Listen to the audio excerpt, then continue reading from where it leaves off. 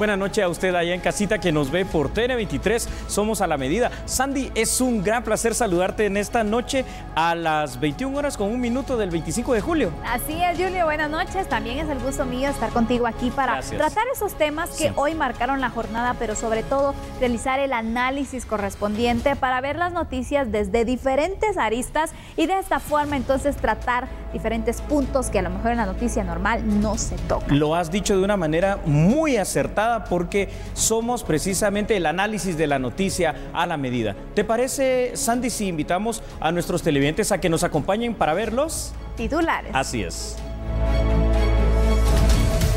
La solución al déficit de vivienda.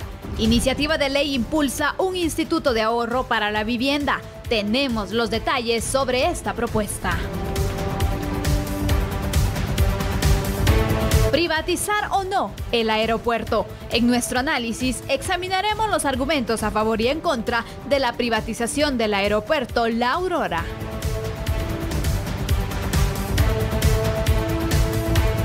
¿Se merecen los médicos de salud pública un aumento salarial? Muchos trabajadores del Estado han exigido un aumento. ¿Tendrán los médicos la razón?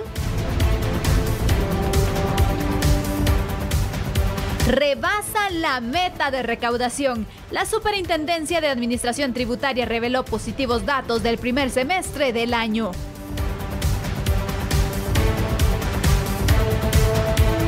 Atletas conquistan victorias. La navegación a vela, el tiro deportivo, el racquetbol y el karate siguen sumando medallas para Guatemala.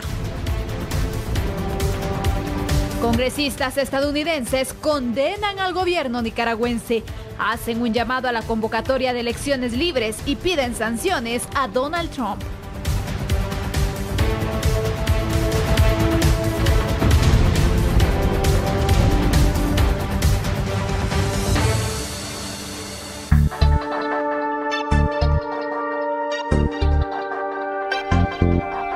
Iniciamos y tratemos entonces el primer tema de la noche. Los congresistas presentaron una iniciativa de ley para la creación de un sistema de ahorro que le facilitará a los trabajadores del sector formal tener acceso a una vivienda.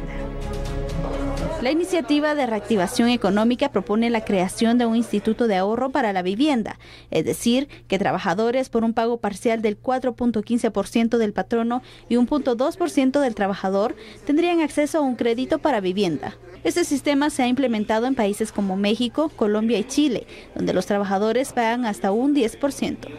La iniciativa que se presentó hoy crea el marco legal para la creación de un instituto autónomo descentralizado que se llamaría el Instituto de Ahorro para la Vivienda, AVI, y a través de un descuento en nómina de los trabajadores pagado por el patrono, daría ahorro que después puede llevar a un crédito para vivienda. El ahorro es de los trabajadores y puede ser utilizado solamente para acceder a un crédito para vivienda. En Guatemala, el 1.3 al 1.8 millones de familias se encuentran en déficit habitacional. AVI no se encargaría de construir viviendas, únicamente de administrar un ahorro, dando en un futuro crédito y acceso a las viviendas. Mira, aquí lo que se crea es un mecanismo para financiar y subsidiar vivienda de una forma responsable y de una forma donde los números sí cuadran. Porque aquí lo que ha sucedido por muchísimos años, décadas, y no solo en Guatemala, sino que en muchos países es, bueno, creemos un instituto que construya vivienda, pero eso nunca va a alcanzar. Primero, no hay suficiente dinero. Segundo, no hay capacidad para que el Estado construya la cantidad de viviendas que se necesitan. Y tercero, también hay un tema ahí de transparencia. Entonces, lo novedoso de este tema es de que lo que es una fórmula financiera, por decirlo de alguna forma, de cómo poder financiar este tema. El presidente del Congreso, Álvaro Arce Escobar, resaltó la importancia de contar con una entidad financiera, donde solo el propio trabajador pueda tener acceso a su fondo de ahorro. Lo importante es que la población comience a entender de qué trata esta iniciativa y que entiendan de que al final es en su propio beneficio. Y repito, lo interesante de esta iniciativa es de que no se le está dando dinero al Estado para que construya, porque eso siempre levanta algún nivel de sospecha de cómo se van a utilizar los recursos, a quién se le van a dar. Aquí esto es totalmente diferente y eso es lo interesante de la iniciativa. Bueno, siempre es interesante cualquier tipo de iniciativa para dotar de viviendas a los guatemaltecos. El Ejecutivo planea crear el Instituto de Ahorro para la Vivienda, que busca que el trabajador pueda adquirir la misma en el lugar donde vive. Esto va dirigido precisamente para los receptores de remesas, para los trabajadores por cuenta propia y para las personas que trabajan en la economía informal. Además, los trabajadores formales también obviamente van a poder acceder a este beneficio. No se va a construir, simplemente se va a administrar el ahorro. El patrono haría el aporte por una planilla electrónica, algo similar a lo que pasa con el Instituto Guatemalteco de Seguridad Social, y estaría supervisado por la Superintendencia de Bancos, a manera de que esto precisamente tenga un control. Sandy, ¿qué te parece esta iniciativa? Porque vamos a empezar a analizar, como tú bien lo dijiste, esta información. Así es, Julio, y definitivamente, prácticamente yo quisiera que me hiciera la aclaración, por supuesto. Dime. Sería como que fuera un banco, digamos, donde nosotros podemos ahorrar. ¿O cómo sería el proceso? Correcto, has dado un parangón bastante bueno, como si fuera un banco que tuviera un fondo de pensiones, para que nos entendiéramos. Es decir, ese dinero lo vas a ir depositando. Claro, hay requisitos mínimos, ¿verdad, Sandy? Entre ellos que el trabajador debe ganar en promedio más o menos 3.200 quetzales, un ingreso o un ingreso familiar equivalente a esa cantidad. Se va descontando un porcentaje que no va a ser muy alto, y de alguna u otra forma este instituto lo que va a hacer es administrar esos recursos para que habrá que planear a ver cuál va a ser el tiempo, si en 10 años, 15 años o yo no sé en cuánto tiempo te puedan ya entregar de alguna manera los fondos para construir la casa o la casa construida. Eso es lo que hay que determinar de conformidad al proyecto de ley que está de alguna manera discutiendo, va a empezar a discutir el Congreso. Lo bueno de esto, Sandy, es que puede ser una alternativa eficiente y eficaz para que el guatemalteco tenga acceso a la casa, claro, porque sabes que si no, el dinero no lo gastamos en cualquier otra cosa y nunca lo ahorramos en nada. Exactamente, no es lo mismo que le descuenten a uno este dinero a que nos formemos el hábito del ahorro, porque sabemos que a veces cuesta la economía familiar y todo, pero podría ser un buen punto. Yo te pregunto, ¿crees que en realidad podría mejorar el acceso a la vivienda este tipo de fondo o de institutos, si sabemos también que el acceso pues está bastante complicado ahora? Los proyectos habitacionales son cada vez más caros. Mucho más caros, y por eso es que veo con buenos ojos la iniciativa tal y como se está planteando en este momento. Tú lo has dicho también de una manera muy objetiva en este instante. El acceso a la vivienda es casi imposible, los costos son demasiado elevados y ni el nivel de ingresos ni el hábito de ahorro que no tiene el guatemalteco permiten que haya esa facilidad para adquirirla. De esta forma en la cual por lo menos a empezar a discutir en el Congreso, esto sería casi algo como imperceptible, como el mismo patrono va a encargarse de hacer el descuento pertinente y obviamente depositar la planilla dentro de este instituto para la vivienda que se crearía de alguna forma, que es un modelo bien distinto a lo que ha existido anteriormente. Creo que es ahí donde de alguna manera el guatemalteco puede tener una esperanza de tener una vivienda tal vez pequeña, hay que ser bastante objetivo, ¿verdad, Sandy? Pero vivienda al fin, y no estar en aquella eterna situación de pagar y pagar alquileres donde nunca va a ser del guatemalteco la vivienda. Así es. Yo te pregunto también, y ya que pues estamos abordando ya a profundidad este tema, ¿hay algún país en el cual se aplique un método como este que nos pueda dar una referencia de cómo se maneja? Una pregunta por demás excelente. Sí, han habido modelos exitosos en otros países y en otras realidades. Y aquí tenemos que mencionar, por ejemplo, el país vecino de México. Colombia lo ha aplicado de buena manera, y por supuesto el gran referente latinoamericano Chile, donde además ha sido muy exitoso este programa, y vemos cómo de alguna manera han permitido en estos tres países, solo por mencionar ejemplos latinoamericanos, que ha funcionado, que los habitantes de esos países han podido obtener acceso a la vivienda, y yo creo que sería muy bueno que el guatemalteco tuviera esa oportunidad a un bajo costo, de alguna forma, bajo entre comillas, pero con el esfuerzo, ¿verdad, Sandy?, de ir ahorrando o ir aportando poco a poco. Recordemos que aquí de alguna manera seguramente tendrá que haber también una especie de subsidio de parte del Estado. Sería una muy buena opción, y qué bueno que nos aclaras entonces. ¿Cuál sería la conclusión en este caso? Yo quisiera que para concluir tú me dieras a conocer qué se debe tomar en cuenta para evitar precisamente que este instituto se mal utilice o que pueda generar ciertas dudas también en la población. Claro que sí, Sandy. Lo primero que debemos de vigilar es que el proyecto de ley, cuando se logre formular por el Congreso de la República, sea un proyecto de ley íntegro y de alguna manera muy claro, muy transparente, con controles efectivos, eficientes, eficaces y también vuelvo a repetir este término transparente, porque solo eso va a dar la confianza para que esto funcione y para que esté también esa situación de que se va a administrar de buena manera. Entonces creo que vale la pena. Seguiremos hablando de esto seguramente en otras emisiones de La Medida, pero por hoy me parece una buena opción para que el guatemalteco en general pueda poder acceder a la vivienda tan deseada, ¿verdad, Sandy? Por supuesto. Vamos a esperar entonces cuál es la decisión al final del Congreso y con esto nos vamos a una pausa. Está muy bien. No nos cambie, somos A la Medida. Ya volvemos.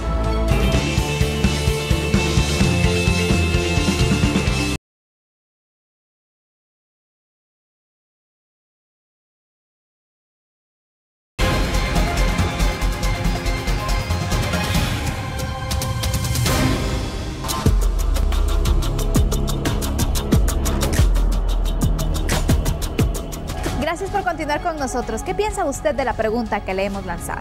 Bueno, le cuento que los daños que registra el Aeropuerto Internacional La Aurora preocupan a las autoridades del INGUAT, especialmente porque señalan que estos problemas son una mala imagen para el turismo.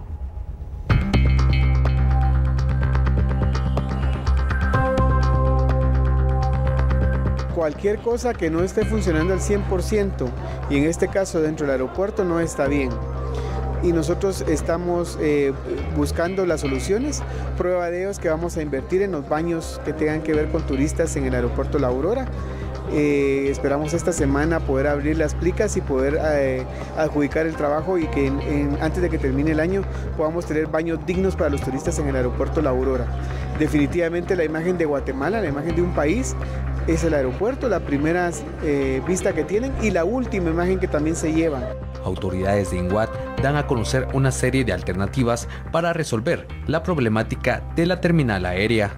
Hay varios modelos en el mundo, desde aeropuertos privados, aeropuertos municipales, aeropuertos estatales, aeropuertos nacionales o federales, aeropuertos privados 100% como el de Punta Cana.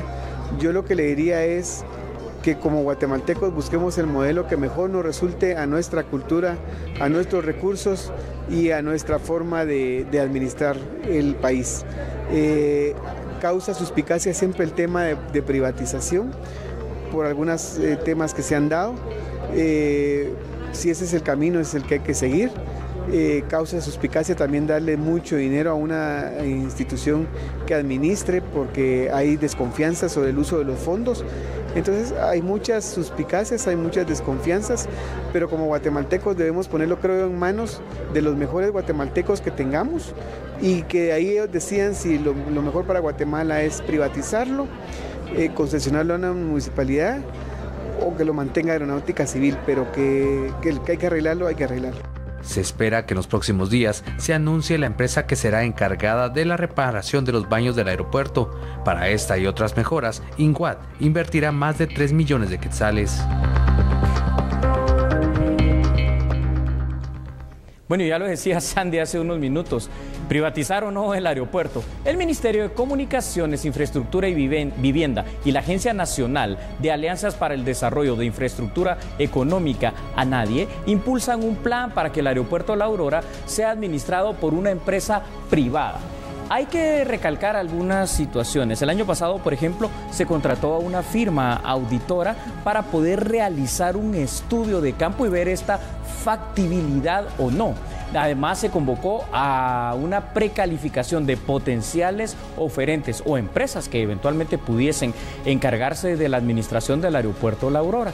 Aún se debe establecer una situación que esto va a ser fundamental. Si se van a utilizar fondos públicos, de qué manera entonces van a ser auditados y cuáles serían o no los beneficios de tener un aeropuerto privatizado.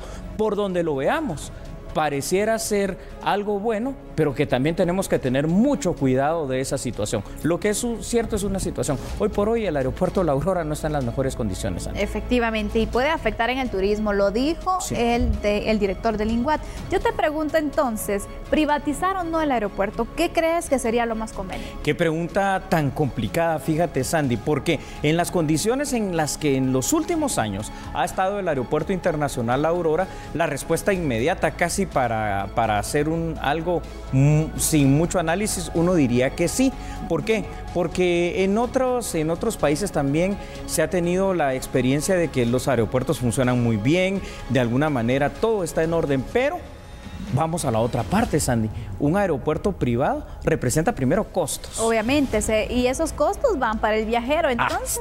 Esos costos los incrementan a los boletos, a los impuestos, el viajero lo paga por un buen servicio. Entonces, aquí está la situación, ¿te recuerdas como cuando se habla de las autopistas privadas? Bueno, yo prefiero pagar X cantidad de un peaje para una autopista privada a irme por una que está en malas condiciones. Sin embargo, en este caso del Aeropuerto Internacional La Aurora, yo creo que por el momento ha habido ya demasiadas oportunidades a lo largo de décadas, te sabría decir, Sandy, en la cual de alguna manera la solución de los problemas es solo temporal, porque las fajas funcionan por un tiempo. El eterno problema del aire acondicionado. Los baños. Los baños, Sandy. Y tú lo dijiste de buena manera. Todo esto, al final de cuentas, es la primera imagen del país para el turista. Así lo recibimos. Entonces, ahí está la discusión. Y obviamente tocando este tema de que cuando viene un turista extranjero por vía aérea, pues bueno, lo primero que ve del país es el aeropuerto, lo que mencionábamos. Entonces, ¿por qué no se le ha dado una prioridad si eso representa también ingresos para nuestro país? ¿Qué ha estado fallando por lo cual el aeropuerto esté incluso en riesgo de perder la categoría internacional? Claro que sí, eso es dramático, lo último que acabas de decir. Totalmente, porque entonces muchas aerolíneas ya ni siquiera van a venir acá, sino que se irán a otros destinos donde encuentran mejores aeropuertos. Lo que ha estado fallando son muchas cosas. En primera instancia hay una situación que parece de risa, pero no lo es para nada y que ya se va a resolver, porque no hay una aerolínea guatemalteca, me refiero que sea de bandera específicamente guatemalteca, que llegue, por ejemplo, al gran destino que es Estados Unidos. Entonces, dentro de las normas de certificación, por ejemplo, de IATA, eso ya nos pone una cortapisa. Si a eso le aunamos a que nuestro aeropuerto tiene esas grandes carencias, o sea, en general tiene muchas, tú dijiste, los baños, las bandas transportadoras de maletas. Y podríamos seguir. Podríamos seguir, el aire acondicionado, cuestiones de seguridad. Hay 19 puntos ciegos en los cuales el aeropuerto, por lo menos en esos puntos, es absolutamente vulnerable. Entonces, Sandy, creo que es mucho lo que hay que hacer. Las experiencias de otros países nos dicen que la privatización de aeropuertos puede ser algo positivo. Lo único es, ¿estará el país, el usuario guatemalteco en general, en la capacidad de asumir esos costos? Ahí es donde queda la duda. Por supuesto. ¿O qué sería mejor? Obviamente, si entonces no se privatiza y queda siempre en poder del Estado, ¿cómo mejorar esa calidad, esos servicios? Se necesitan recursos, obviamente no se han trasladado, no se le ha dado prioridad. ¿Cómo recuperar toda esta situación? ¿Cómo mejorar el Aeropuerto Internacional La Aurora? ¿Y cómo evitar que nos quiten esa categoría? Correcto. Tú lo acabas de decir, fíjate, al plantear la pregunta misma. Es precisamente priorizar lo que en nuestro país es verdaderamente importante. No puede ser, Sandy, que al día de hoy sea la entrada de remesas de aquellos guatemaltecos que ya no viven aquí en Guatemala, el mayor ingreso de divisas, sino los turistas que nos visitan. Dos cosas hacen falta, ¿verdad?, para que recuperemos ese flujo turístico que nos va a permitir también mejorar nuestro aeropuerto, ya sea por la parte estatal, como está en el momento, o en una alianza público-privada. Darle más seguridad a la nación en general para tener una mejor imagen, pero por sobre todo dar los fondos, en este caso al Ministerio de Comunicaciones, Infraestructura y Vivienda, para tener un aeropuerto de la categoría que merece Guatemala. No puede ser que otros destinos, como el mismo El Salvador, no digamos Panamá y Costa Rica, estén por encima de nosotros en este tema. Nosotros debemos de recuperar ese lugar de liderazgo que hemos tenido en Centroamérica, Sandy. Así es, y ojalá que también, si se da este tema de la unión público-privada, pues bueno, también se pueda dar esa auditoría, porque de esta manera se pueden maximizar y crear los fondos necesarios y obviamente utilizarlos de la mejor manera, porque a veces esas situaciones son las que fallan también. Totalmente cierto. Pero bueno, vamos a concluir entonces con este tema y es momento de conocer otras noticias que tenemos para usted de esta jornada que por supuesto le van a interesar.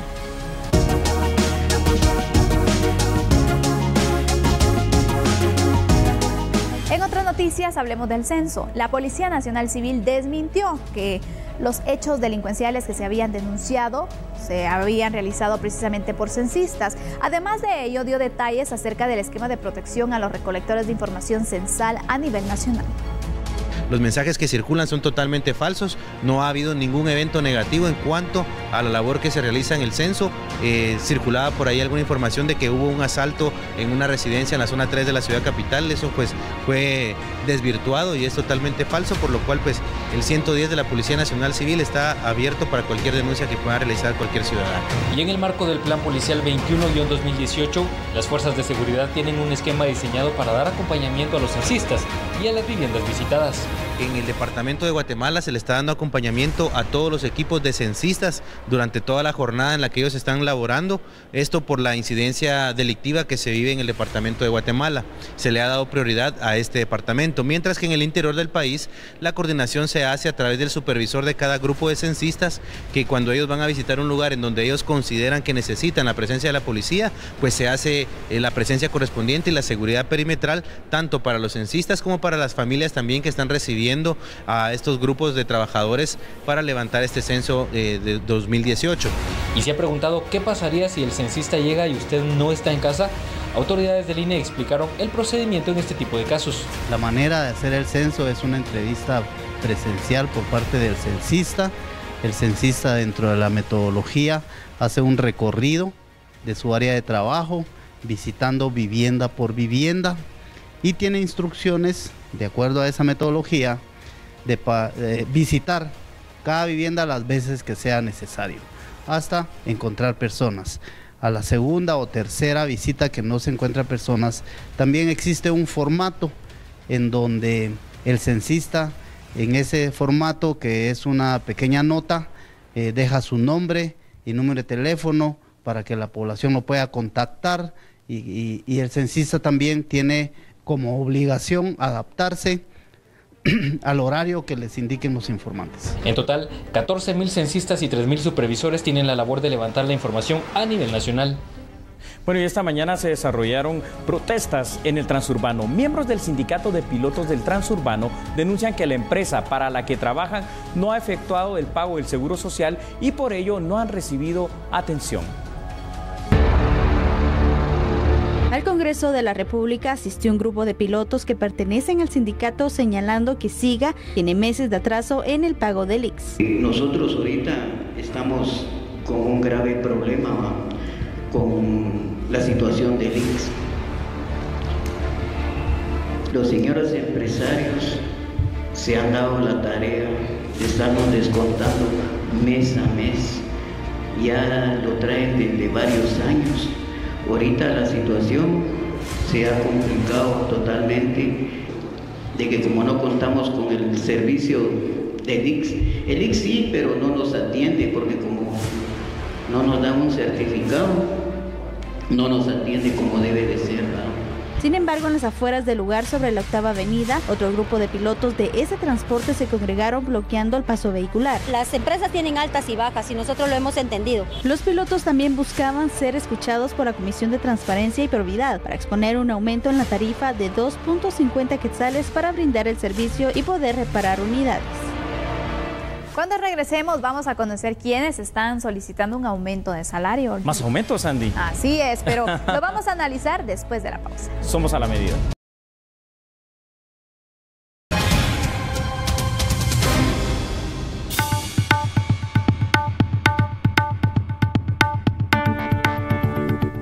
Representantes de la salud hoy llevaron a cabo una marcha por la dignificación de los profesionales que laboran precisamente para este sector público en demanda de mejoras salariales. Conozcamos entonces cuáles son las exigencias que ellos hicieron hoy.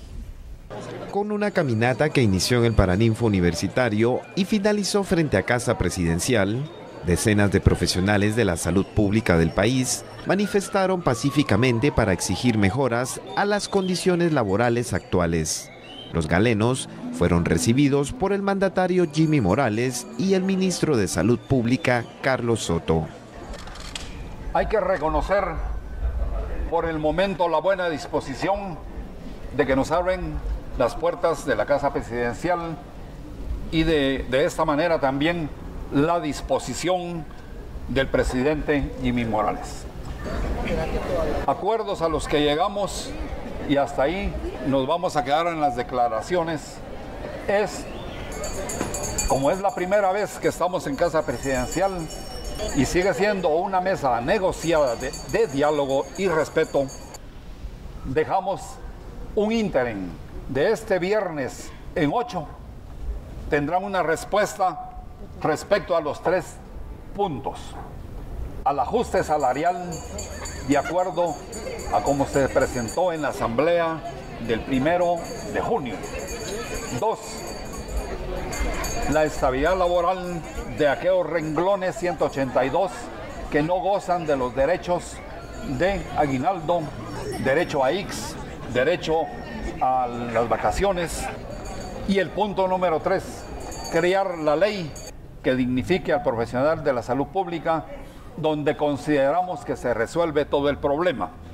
Carlos Soto, ministro de Salud Pública y Asistencia Social, confirmó que el próximo 3 de agosto se dará una respuesta a los galenos que manifestaron este miércoles. Nosotros estamos en toda la posición de hacerlo y vamos a esperar el otro viernes para tomar la decisión de cómo vamos a reorganizar todo lo que es el presupuesto. Bueno, el presupuesto, ¿verdad? Recuérdense que estamos a mediados de año, hay que evaluar el POA del otro año porque obviamente un incremento hay que hacer cosas reales, no imaginarias, ¿verdad? Si no vamos a contar con todo el presupuesto, entonces hay que informarle bien a los médicos, a los profesionales qué se va a hacer y cuánto se puede dar y con eso vamos a hacer, ¿verdad? Los médicos que protestaron se comprometieron a esperar el tiempo solicitado por el presidente y el ministro de Salud. Bueno, es muy interesante, ¿no?, el hecho de saber si merecen o no un aumento salarial. ¿Por qué? Porque un grupo de médicos que elaboran en el Ministerio de Salud Pública y de Asistencia Social entregaron el día de hoy al Ejecutivo un pliego de peticiones. Entre los puntos se destaca no solo el incremento salarial, la estabilidad laboral de los médicos y el demás personal auxiliar, sino que la misma aprobación de la carrera administrativa del profesional que labora en el Ministerio de la Salud. Recordemos que aquí lo que se pretende hacer es tener una especie de escalafón, sí, algo como lo que tiene, por ejemplo, la Policía Nacional Civil en cuanto a la antigüedad. Y yo sé que me vas a preguntar, pero de antemano te digo que tal vez dentro de todo lo que ha habido en estos últimos días de personas de la vida pública, en este caso de médicos que piden aumento, yo creo que sí es necesario. Ese aumento sí es justificable, ¿lo consideras tú? Yo creo que sí. ¿Sabes una cosa? En promedio en Guatemala un médico está ganando 3.700 quetzales. Sí, es muy poco. Puedes equiparar eso al salario de un policía recién graduado. Puedes equiparar eso al salario de un agente penitenciario, sin demeritar lo que hacen estas otras personas. Pero los médicos salvan vidas. Aparte de eso, Julio, todo el estudio que ellos han tenido, todo el sacrificio, los turnos, a veces tienen jornadas también muy extensas y donde no tienen ni siquiera pues una cama donde poder dormir mientras están en turno, sino que donde les toque un pestañazo y seguimos. Entonces, yo también considero en ese punto que sí se debería de hacer algo para poder darles un incremento. Yo creo que sí. Tú lo has descrito muy bien, las condiciones en las cuales ellos realizan sus labores. Y esa es parte de la dignificación también. De la dignificación de esta carrera. Bueno, y eso con los médicos. Ahora imagínate con los enfermeros y el personal auxiliar que ellos tienen. ¿Sabes qué me pareció bastante positivo? Y aquí lo veíamos en las imágenes que nos presentaba producción de A la Medida. El hecho de que hayan sido recibidos hoy mismo, primero por el ministro, ¿verdad?, de Salud, y a la vez fueron recibidos por el presidente presidente y el vicepresidente de la República. Ahí tenemos las imágenes. Esto tenemos, muchas gracias, es cierto, ahí tenemos las imágenes, gracias a nuestro equipo fabuloso de producción en La Medida. Sabes que además, de alguna manera, ya quedaron para una reunión, no este viernes, sino que el viernes de la próxima semana, en la cual van a empezar a discutir esta situación. Creo que ahí se manifiesta la voluntad política de escucharles. Por supuesto, y es que así deberían de ser los temas en realidad, pero esos temas que se puedan justificar, así como ellos llegaron de una forma muy pacífica, hay que mencionarla. Ordenada. Exactamente, con sus pliegos de peticiones muy claras también. Entonces, en esta reunión yo creo que se deberían de plantear diferentes situaciones. Una, obviamente, tratar la manera de ver dónde se van a sacar los fondos para darles este incremento, pero sobre todo también, este es un gane-gane. Sí, si se les da el incremento, también se les debería de solicitar algún tipo, por ejemplo, de mayores atenciones hacia los pacientes, hacer un compromiso, por ejemplo, para de esta manera que se pueda, la población pueda ver muy bien este incremento también. Definitivamente lo que tú dices es muy importante. Ahorita voy a opinar sobre ese tema, pero ¿sabes qué me pareció también muy bueno de los médicos, a diferencia de otros gremios que han solicitado estos aumentos? Que ellos no están exigiendo una cantidad, lo que están exigiendo es que se conozca su situación para que de conformidad a lo que se pueda se haga el escalafón y se les dé una mejora. Sí, por supuesto, de alguna manera también lo que tú estabas mencionando en ese sentido, Sandy. Yo creo que al final de cuentas vamos a ver en los próximos días entonces cuál va a ser esa voluntad y se va a ver traducida en algo bueno. Recordemos que también otra cosa, aquí no participó el sindicato, el mayor de los sindicatos que hay en Guatemala es el de salud, sin embargo hoy fueron los profesionales de la salud y eso es muy bueno, porque hablas directamente con tu jefe y el jefe de ellos, que entiende de esto, porque el ministro Soto fue médico y estuvo en esas situaciones, lo sabrá. Pero recalco, y si tú me permites, subrayo lo que tú dijiste. A cambio de esto, pues seguramente ellos también deben de tener una mejor atención, una mayor amabilidad. Es que hay algunos casos en los cuales también el usuario se queja de esta situación. Definitivamente. Y vemos que estas quejas a veces, conocemos entonces las jornadas complicadas que tienen algunos médicos en los cuales, pues obviamente a veces es difícil. Después de un turno, de pasar varias horas, pues bueno, ya no tienen ánimo siquiera para poder entonces de esta manera. No son todos los casos, hay que mencionarlos, son algunos casos, pero también sería entonces de hablar acerca de estas condiciones, del aumento, pero también acerca de las condiciones en las que se encuentran los médicos, que obviamente también se les garantice que ellos puedan tener los insumos, porque a veces también ellos se encuentran de manos atadas porque tienen que atender, pero a veces no tienen una jeringa, no tienen un medicamento. ¿Y qué hacen en ese caso? Tienes tu razón. Yo creo que aquí lo que va a suceder precisamente, y así lo están planteando ellos con esa seriedad, el hecho de poder tener una mejora salarial, pero a su vez el escalafón también va a ser muy bueno y a su vez la mejora en las condiciones de trabajo, porque esto lo que va a permitir al final de cuentas, Sandy, es que el servicio para el usuario guatemalteco de la red pública hospitalaria sea bueno. Existan los medicamentos, tú lo dijiste, existan los insumos y estén ahí los médicos, los especialistas, los enfermeros para poder ser atendido el guatemalteco como lo que merece. Y además recordemos algo, es un derecho humano la salud. Por supuesto, esperemos entonces que se pueda llegar a un acuerdo y todo esto sea en pro de la salud pública. Así que de esta manera concluimos, pero es momento de conocer otras noticias.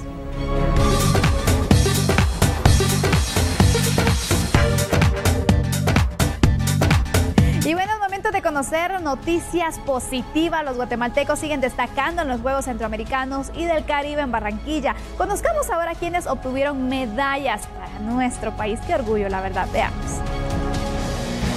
En la navegación a vela, después de una larga espera en la que se resolvieron protestas durante la regata final, fue confirmada la medalla de oro para los guatemaltecos Jason Hess y Katia Castellanos en la clase de Hobby Cat.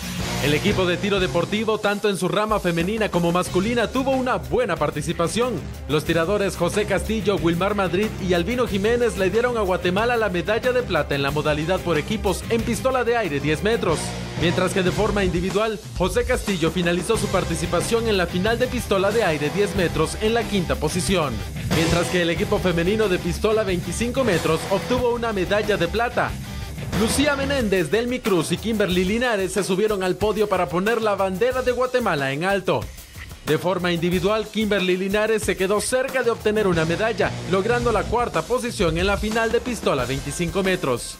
En el racquetball, Ana Gabriela Martínez se enfrentó a la múltiple campeona mexicana Paola Longoria en la final individual. Un encuentro emocionante. Al final, la mexicana Longoria se quedó con el oro tras derrotar a Gaby Martínez, quien regresa a casa con una merecida presea de plata. Momentos después se disputó la final de dobles en el racquetball entre las guatemaltecas Gabriela Martínez y María Rodríguez, frente a las mexicanas Samantha Salas y Paola Longoria. Todo se definió en el último set, donde la dupla mexicana se sobrepuso por 11-5.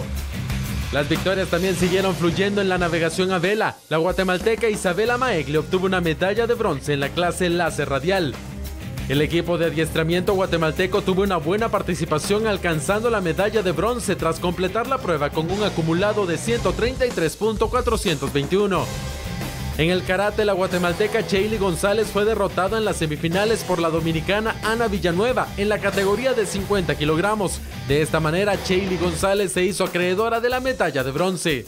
Mientras que en la categoría de 55 kilogramos, Ilse Díaz también obtuvo una presea. La guatemalteca fue vencida por la atleta cubana Baurelis Torres, por lo cual Díaz obtuvo la medalla de bronce.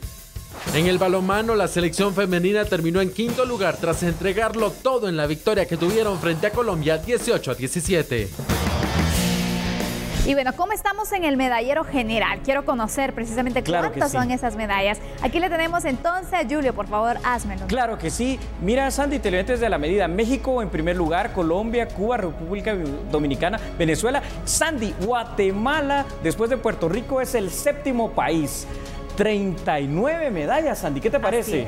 Es la información actualizada entonces que tenemos las 39 medallas, ahí pues teníamos en total entonces son las 8 de oro específicamente, 13 de plata y 18 de bronce. En este tipo de justas deportivas es donde se hace y se mide precisamente el caudal deportivo de los países. Así es. ¿Quieres ver las posiciones centroamericanas? Por supuesto, porque aquí Sandy, tenemos muy buenas noticias. Guatemala se posiciona en el primer lugar a nivel centroamericano. También tenemos entonces, corregimos ahí el dato, 39 medallas. Sabemos que de último momento también se da a conocer la última medalla, que es de bronce, que teníamos entonces. El Salvador le sigue, por supuesto, imagínate. Nos estamos dando pues bastante. Panamá tiene 5 medallas.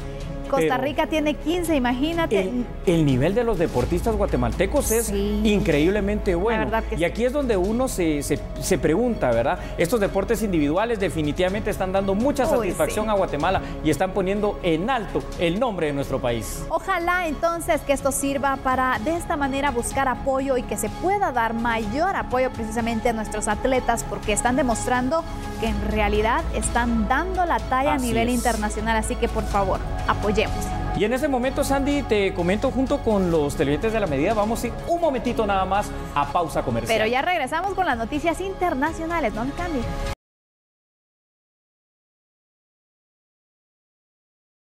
Del primer semestre de este año, pero conozcamos los detalles a continuación. La recaudación para los primeros 6 meses se ha sobrepasado en más de 400 millones de quetzales de la meta establecida, según informan las autoridades de la Superintendencia de Administración Tributaria. Y hemos alcanzado 28.604.6 millones de quetzales. Esto nos implica que tenemos 437.8 millones sobre la meta. En lo que va del año se han ejecutado cerca de 50.000 auditorías, casi el doble de las realizadas en 2017 durante el mismo periodo. Nos arroja que el año pasado llevábamos 28.217 auditorías realizadas a contribuyentes y en cambio ahorita ya estamos cercanos a los 50.000. El objetivo de este plan de fiscalización es verificar el cumplimiento tributario de los establecimientos comerciales abiertos al público, que estén emitiendo factura, que estén emitiendo documentos autorizados, que estén adecuadamente inscritos, ¿verdad? Aproximadamente se tienen proyectado terminar más de 40.000 presencias fiscales a lo largo de este periodo. Estamos todavía en fase de ejecución y pues como generalmente hemos hecho con estos planes, al finalizar el plan de fiscalización completo presentaremos los resultados integrales de presencias realizadas y sanciones impuestas a los contribuyentes que hayan sido fiscalizados.